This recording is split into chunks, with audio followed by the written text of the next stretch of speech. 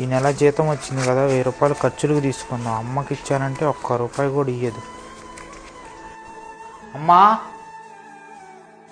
తీసుకో అమ్మా ఈ నెల జీతం. ఏందా 2000 తగ్గింది? ఏందమ్మా నేను ఏమైనా తీసుకున్నానా ఏంది? ఇదేమో ఈ నెల వచ్చింది. సరుకులకు 2000. ఇగో తీసుకోరా 1000 రూపాయలు. అన్నీ కట్టేశాను, ఇవి నువ్వు ఖర్చులకు ఉంచుకో. అన్నీ కట్టేసావా అమ్మా? అవునరా, కట్టేసా. ఇంకేం లేవుగా? లేవులేరా, తీసుకో. మా ఏమైంది మా అలా నడుస్తున్నావు?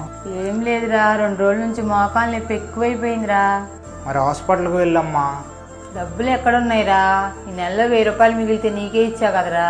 తీసుకో అమ్మా, హాస్పిటల్కి వెళ్దాం పద. ఉంచుకోలేరా, నువ్వు బయట తిరిగేవాడు, నీ ఖర్చులు లేకపోతే ఎలాగా? నా దగ్గర డబ్బులు ఉన్నాయిలే అమ్మా, పద హాస్పిటల్కి వెళ్దాం. 2 రోజుల్లో తగ్గిపోయిద్దిలేరా.